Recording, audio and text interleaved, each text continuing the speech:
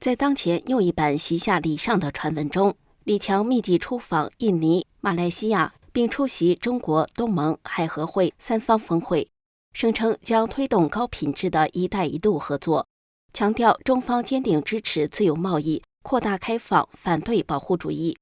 然而，当李强在吉隆坡慷慨陈词时，数千公里外的斯里兰卡、辽国、老挝与非洲多国却正在艰难偿还中共10多年前“一带一路”的债务，代价是医疗预算的削减、主权设施的移交，甚至是政权更迭。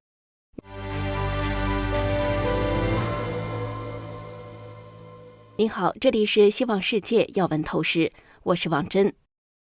5月24号至28号，中共国务院总理李强展开多国出访行程，先后造访印尼和马来西亚，并出席在吉隆坡举行的首届中国、东盟、海合会3方峰会，先以乘包机返回北京。李强在峰会上呼吁3方共同制定高品质共建“一带一路”行动计划。他表示，中国、东盟与海合会国家的总人口与经济体量占全球约1/4，3方市场的深度联通将创造巨大的规模效应与合作潜力，打造共享开放市场。在印尼访问期间，李强指出，中印尼共建“一带一路”是南南合作的典范，未来将拓展至人工智慧、数位经济等新兴领域，进一步深化“一带一路”框架下的战略对接。除多边会议外，李强还在吉隆坡分别与柬埔寨首相洪马奈、越南总理范明政会面。虽然中方宣称“一带一路”将进入高品质、可持续、惠民生的新阶段，但外界对其真实意图与财务风险仍保持怀疑态度。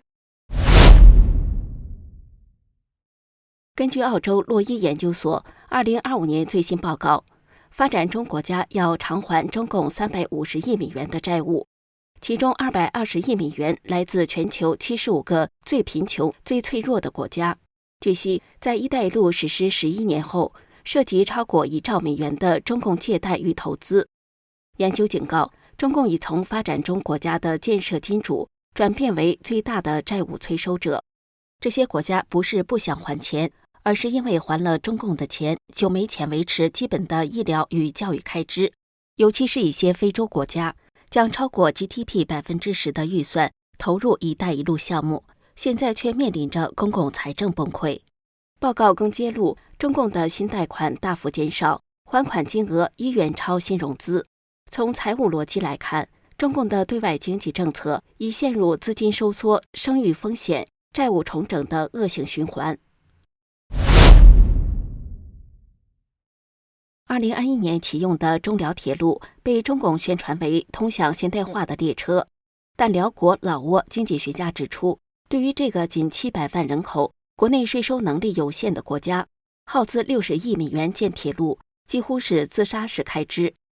该铁路由3家中国国企和1家辽国公司合资建设。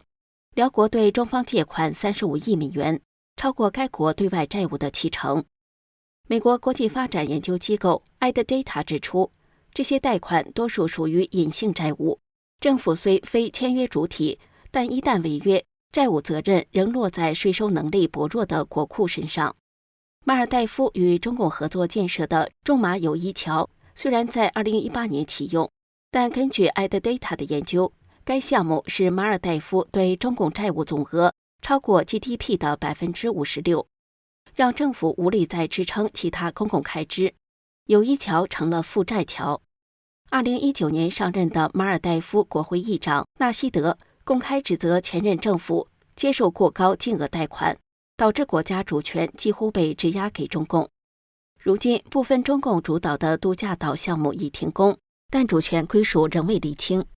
而斯里兰卡长达99年的港口租约，堪称是中共利用“一带一路”项目吞噬他国的教科书级案例。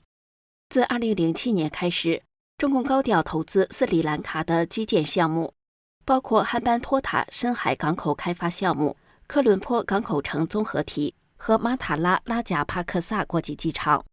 在约10年的时间里，中共向斯里兰卡提供了数十亿美元的贷款，加重了斯国的债务负担。2017年，为了应对不断增加的对华债务，斯里兰卡不得不以99年的期限将深水大港汉班托塔的营运权交给中共，而这些地方就成了中共在印度洋的重要据点。随后，斯里兰卡爆发全面经济危机，民众抗议物价飞涨与外债压力，总统被迫辞职。显然，中共对斯里兰卡的投资和贷款已经将这个岛国变成了现代的半殖民地，该国的经济已经纳入中共的掌控之中。虽然李强在东协、海合会、中国三方峰会上强调，中方愿在相互尊重、平等相待的基础上进行合作，优势互补，但报告指，中共对这些财务困难国家的投资，显然不是出于善心，而是将他们作为了地缘政治筹码，尤其是在美国大幅删减对外援助之后。在过去18个月的时间里，中共向洪都拉斯、尼加拉瓜、所罗门群岛等近期与台湾断交的国家提供了大笔贷款，借以稳固这些国家的一中立场。这显然是一种收买行为，利用经济合作换取对中共的从属与政治选边，建立中共在海外的影响力。还不止这么简单。洛伊报告指，中共的贷款集中在关键矿产产地，例如印尼、巴西或具有战略位置的国家，如柬埔寨的深水港、斯里兰卡的港口等。中共表面是在推动基础建设合作，实际却是通过在全球布设经济网络，以保障其能源与军事通道。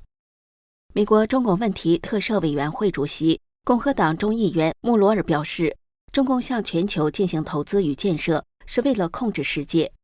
中共透过投资输出威权主义，他为了自身的商业利益，剥削全球的人力及自然资源。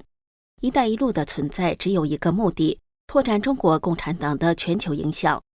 中共透过投资诱捕其他国家落入债务陷阱，取得他国领土控制，拓展跨国监控以及掌握关键的供应链，同时为中共的军事野心服务。中共的这场全球性投资运动背后，隐藏的显然是经济绑票、资源掠夺和抢掠战略资源的多维布局。随着“一带一路”债务危机的不断爆发，多个国家退出，包括爱沙尼亚、意大利、菲律宾、巴拿马等。尽管“一带一路”倡议目前仍被中共宣传为对外开放与合作的象征，但实际上对北京自身也造成不小的反噬。许多流向经济脆弱、偿还能力低的国家的贷款无法追回，导致中共面临大量坏账与债务重组压力。根据洛伊研究所报告，仅2025年就有220亿美元需由最贫穷国家偿还，许多项目已违约或停摆。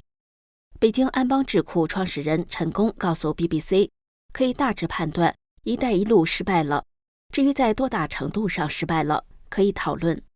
这里是希望世界要闻透视，感谢您的陪伴与思考，请订阅、分享并打开小铃铛，一起在动荡中坚守真相，在黑暗中点燃希望。